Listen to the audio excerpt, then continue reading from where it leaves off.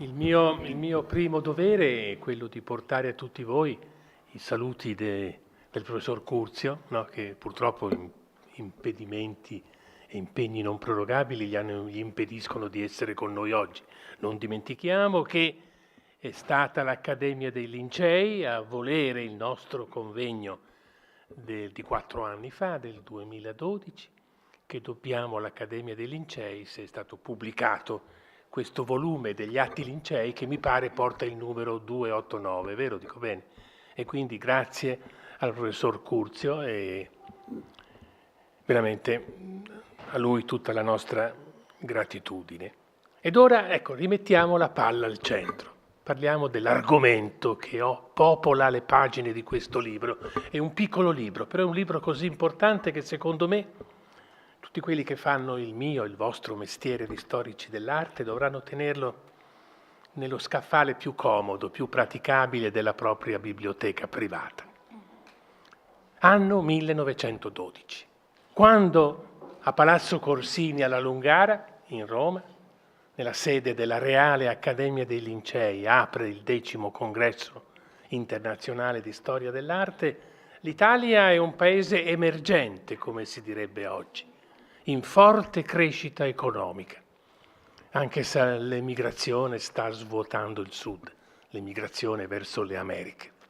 Dal punto di vista finanziario, bancario, industriale, l'Italia di Giolitti, l'Italia del 12, è fortemente legata alla Germania, che era allora come oggi locomotiva d'Europa.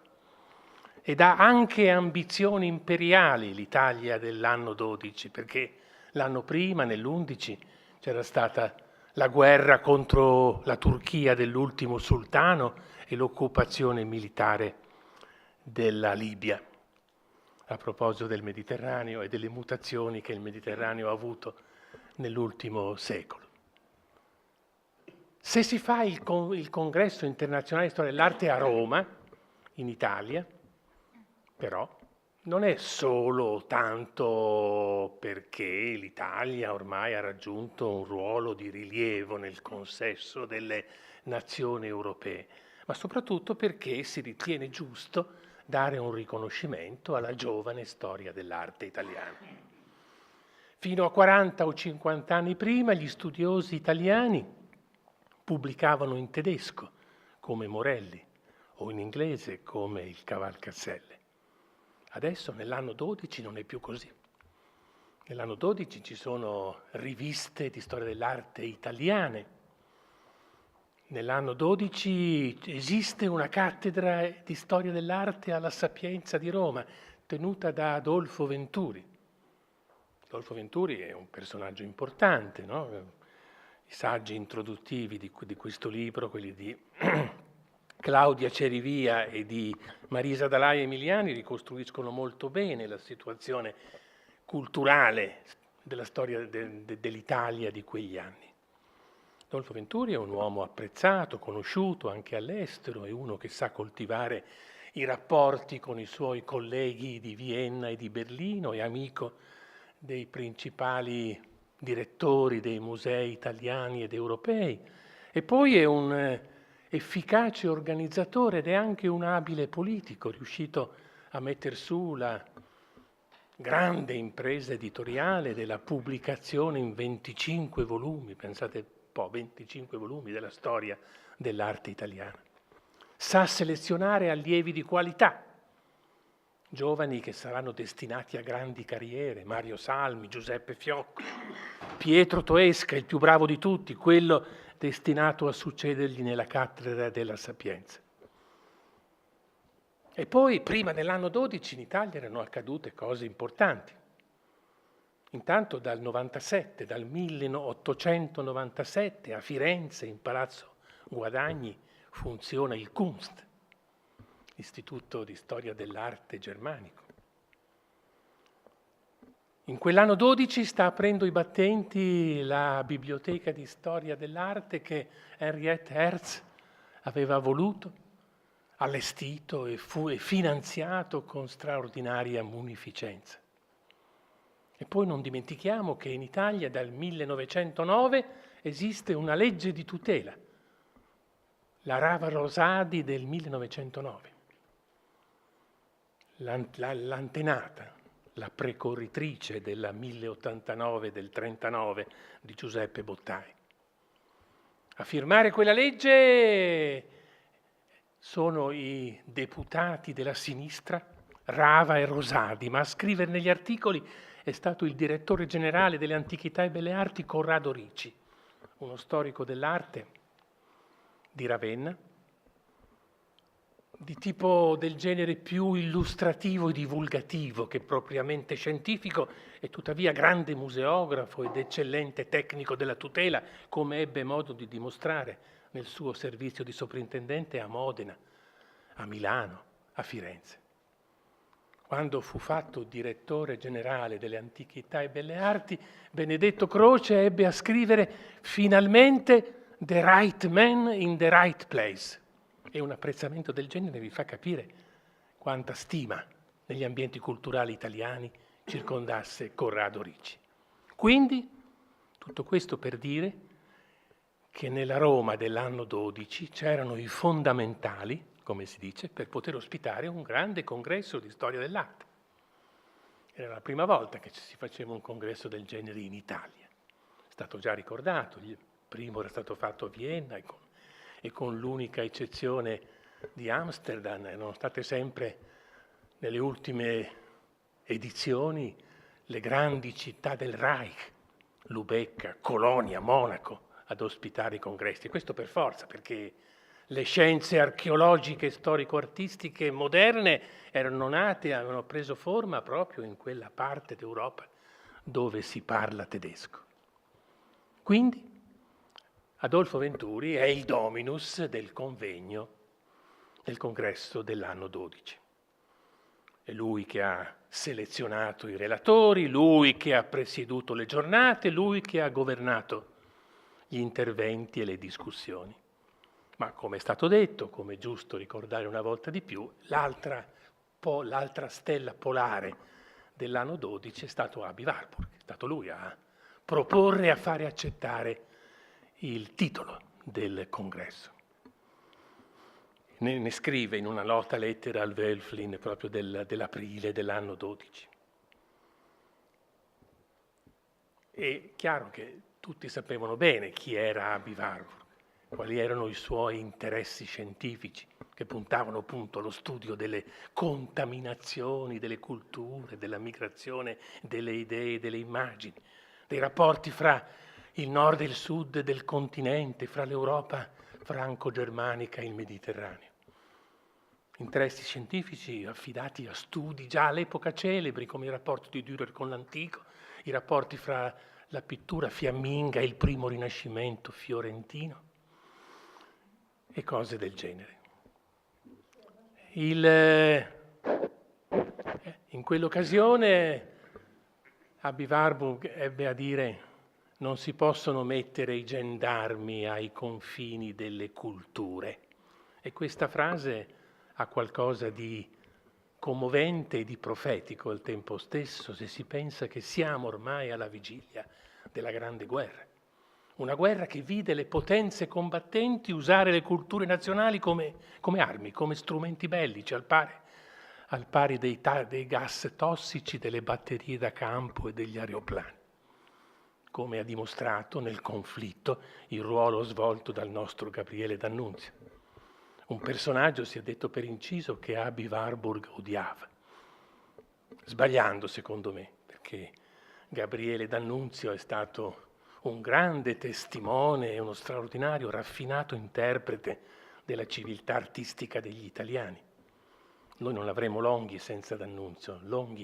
Il giovane Longhi nasce da una specie di cortocircuito fra D'Annunzio e il futurismo. Ma, tornando appunto al convegno di allora, e a quello che è stato detto nella rievocazione che è stata fatta nell'anno 2012, 4 anni fa, ai Lincei, quando un gruppo di studiosi, appunto, guidati da Kiven, da Claudia Cerivia, da Marisa Dalai Emiliani, si sono interrogati su cosa era cambiato in un secolo. Un secolo, pensate, 100 anni, 2 guerre mondiali, radicali stravolgimenti politici, culturali, sociali, cambiate le geografie degli studi, gli strumenti e gli obiettivi della ricerca. Che cosa è rimasto dell'anno 1912, 100 anni dopo? E qui appunto ho già riassunto benissimo d'ora in poi mia amica, perché molto volentieri collaboreremo insieme come nuova direttrice della Hertziana. Quello che hanno detto i colleghi che si sono confrontati in quella occasione, ecco, sono interventi molto importanti. Per esempio mi è piaciuto molto quello di Mauro Ghelardi sul ruolo svolto dal Welflin, Heinrich Welflin, che era il maestro dei maestri in un certo senso in quegli anni. Ghelardi analizza la sua teoria della forma, parla di quel suo libro fondamentale che è stato per tutti il senso tedesco della forma, anno 31.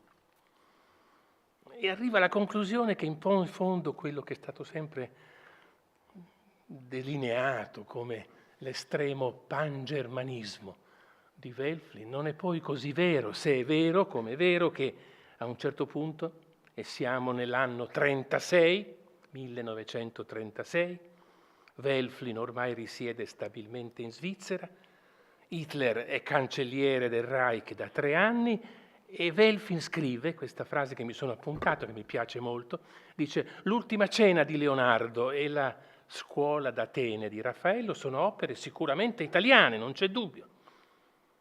Ma né Leonardo né Raffaello hanno mai pensato di volere essere nella loro arte italiani. E persino il San Girolamo di Dürer è stato creato lontano da qualsiasi ostentazione germanica. Così Welflin nell'anno 36.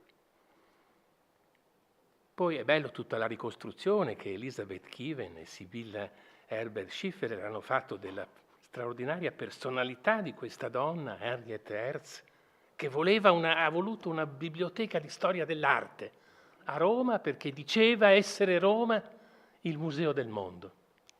Non si potrebbe definire meglio Roma, in effetti.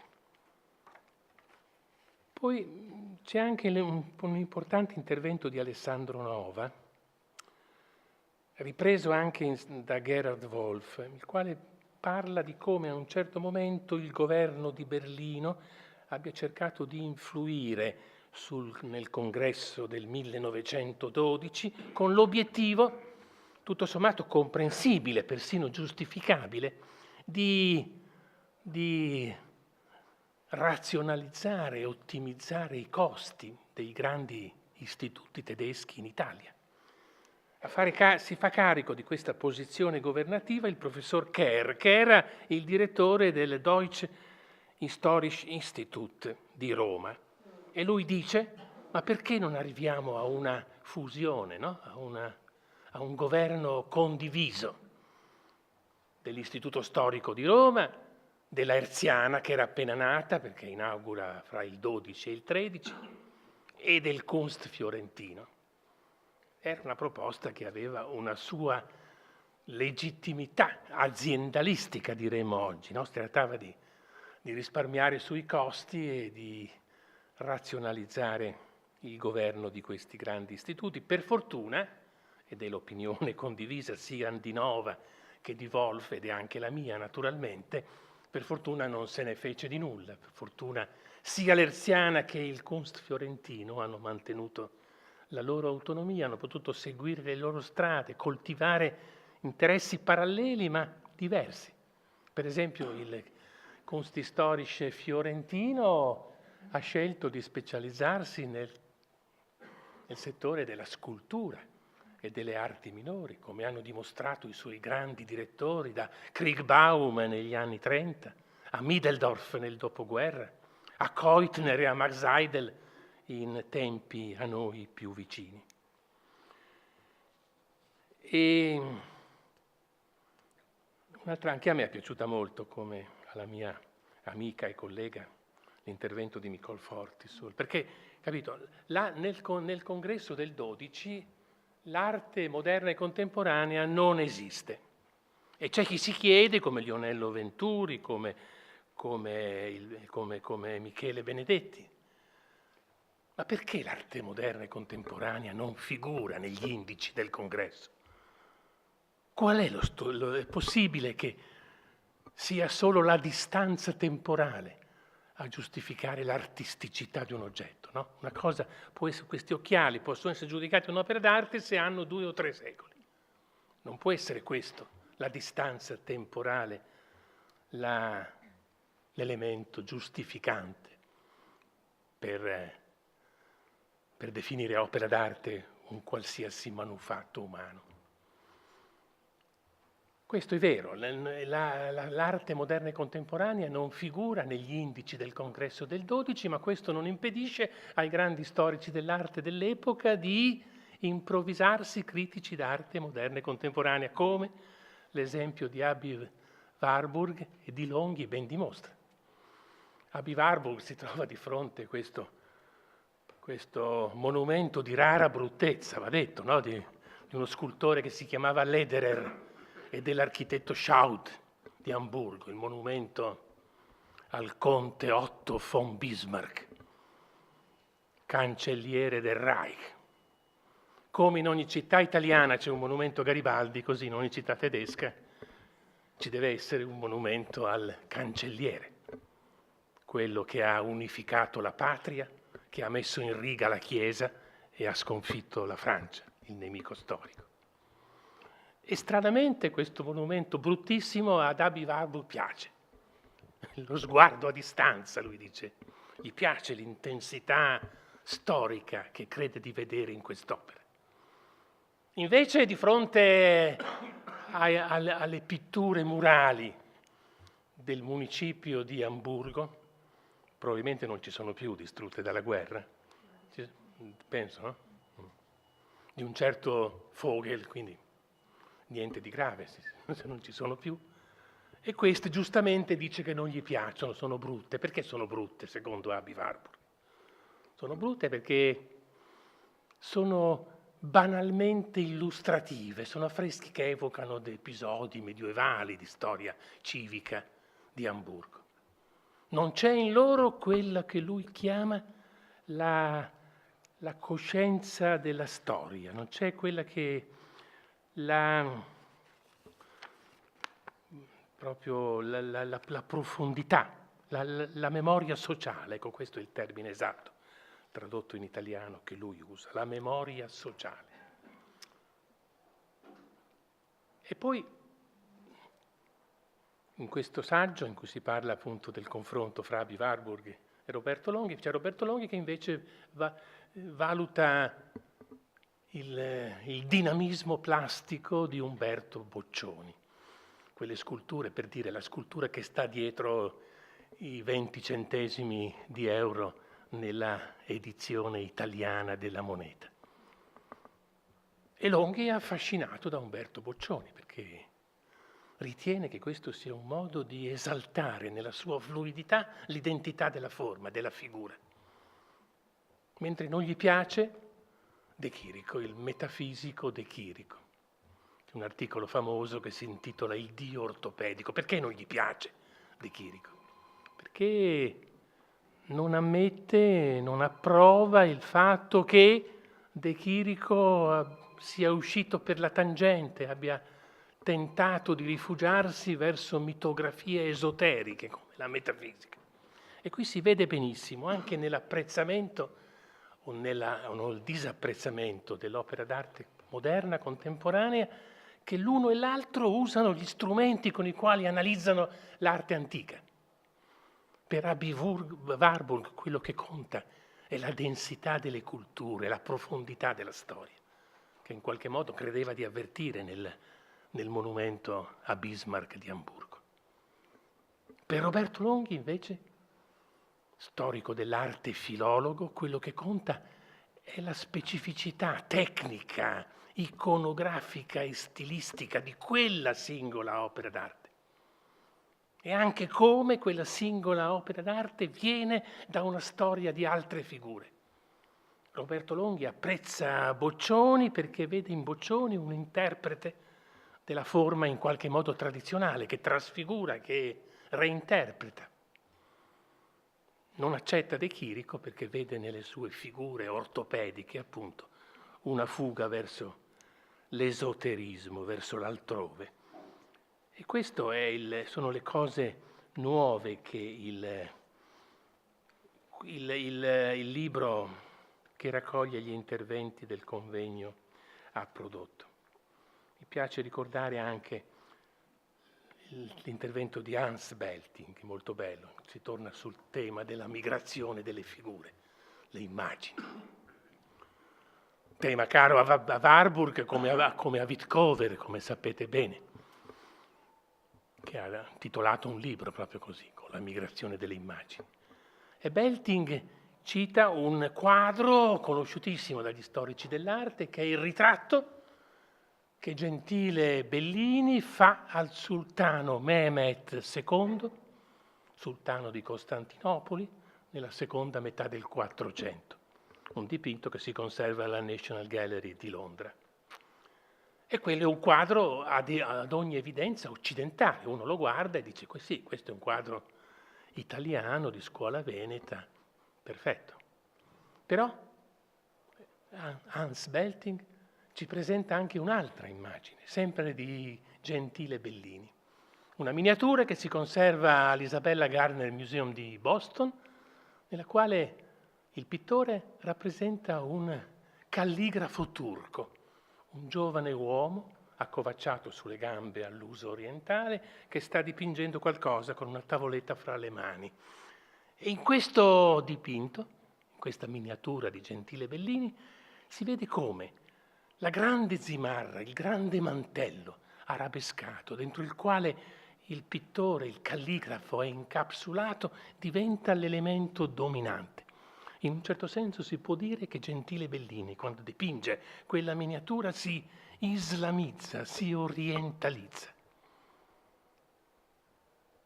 Dichiara in qualche modo il primato della decorazione sul primato del naturalismo visuale. Trovo molto bello la riflessione che ha fatto. E poi quello che il saggio del mio amico Gerhard Wolff, al quale io sono grato per una sola cosa, permettetemi di citarla, perché è saputo tirar fuori Wolff, Gerhard, dagli scritti di Warburg, questa descrizione dell'Istituto Germanico di Firenze, quando stava ancora in Palazzo Guadagni, in Piazza Santo Spirito. E siccome io per anni e anni della mia vita sono stato frequentatore assiduo, quotidiano, del nostro Kunst fiorentino, questa descrizione del Kunsthistorisches Institut fiorentino fatta da Warburg veramente mi ha in un certo senso commosso. Dice così Warburg, parlando, ripeto, dell'Istituto di Storia dell'Arte Germanico in Firenze. Dice: l'istituto, guarda com'è bello, l'istituto non è uno strumento di possesso. Questo vale anche per l'Herziani naturalmente, ma per me vale il Kunst perché ci ho passato mezza vita dentro. L'istituto non è uno strumento di possesso, ma uno strumento musicale. Chiunque ne sia capace lo può suonare. Soltanto deve avere cura, nella ininterrotta sinfonia degli addii che è la vita, di lasciare in eredità al successore quello strumento nelle condizioni migliori. Guardate com'è bello paragonare una biblioteca, una grande biblioteca come il Kunst a uno strumento musicale. E poi questo accenno alla ininterrotta catena degli addii. Quanti amici, quanti colleghi che non ci sono più hanno popolato insieme a me la sala di lettura del Kunsthistorisches Institut di Via Giusti in Firenze. L'ho trovato molto bello e quindi ho voluto citarlo, anche perché poi il saggio di Gerhard in un certo senso riassume tutta quella catena di domande che poc'anzi era stata posta. Lui si chiede a un certo punto: ma Insomma, che cos'è quella che noi chiamiamo arte, quella che noi chiamiamo l'emozione estetica? Forse è una questione da affidare alle neuroscienze, forse le nanotecnologie che ci permettono di scrutare ogni minima pulsione del cervello potrà darci una risposta. Oppure dobbiamo insistere sulle cartografie warburgiane? Proprio adesso, in un momento storico in cui tutti i confini delle culture sono saltati, in cui il mondo globale rimescola tutto. È una domanda che Gerhard si pone ed è una domanda che sta in quelle che tu hai elencato poc'anzi, che meriterebbero tutte insieme un convegno lungo un mese, e non è escluso che potremo farlo. Bene, grazie della vostra attenzione.